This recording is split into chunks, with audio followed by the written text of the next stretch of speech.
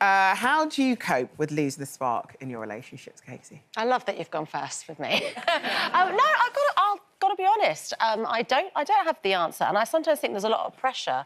You know, I'm in a long-term relationship, married, 2 kids, and you can sometimes feel that everyone does know the answer to that question apart from you. There he is, bless him, oblivious to what I'm talking about on telly. No, I mean, I would say our relationship very much primarily, you know, we're raised rich. Shall I seduce him quickly? No, I mean, we have a lot of logistics. We're with the children. We're sending texts about, have you got the food, shopping in? And it is difficult, and we both work long hours. So I don't have the magic answer, but just to normalise that I do think it does go, but that doesn't mean you're heading for splitting up. It means you have to reignite it and keep making an effort. And also with you and Rich, it doesn't seem to be like our soapy situation where that's one of them. You're both just succumbing to the demands on a young couple with 2 children. And I make the effort that when I come home, I say, you know, how's your day been? Obviously, I switch off before he answers, but I still ask it, you know. Guys, you've got all the body language. Yeah. Oh, my goodness. But then what advice would you give Denzi? Because, you know, you guys have this amazing relationship, and I feel like there must be like... with a pensioner on a cruise. Now, the reason why she's saying that is you did legally become a pensioner on holiday. I did legally become... And Lincoln has always been into older women, so he got his dream on my 66th birthday, obviously.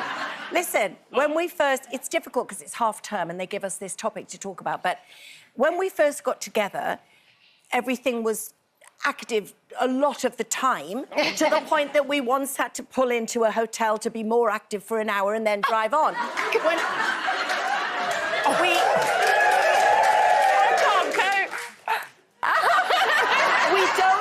We don't necessarily do that anymore, but it's still important to us. But when I think about keeping the spark, I don't think it's just about always the sexual spark. Yeah. What I do in this relationship, because I treasure it so hugely, is that I think that I nurture it. So it's about keeping the spark of conversation, even if I'm tired, but I know that Lincoln's had a productive day or a difficult day, I will still be interested to hear what he's got to say, because I know he might want to offload or he's just excited about something. So I think that it's about keeping the spark of everything together, not just that. Because shared interest. Like what about you, Charlene? Yeah, because you were talking about shared interest earlier, and you said that you started playing golf once before because a partner tennis. Enjoyed those things. Just pick up the you know, the interest of the person. Yeah. And if you're not interested, then don't do it. Is what I would say. Well, luckily, we both love true crime, so we're very happy to go to bed at 7 o'clock with a true crime series, and we're very happy. I'm the opposite, where I've pretended to like a certain football team because I fancied a guy who supported them. Oh, did you? And I had no interest. I mean, it worked. It wasn't Richie. It wasn't Richie.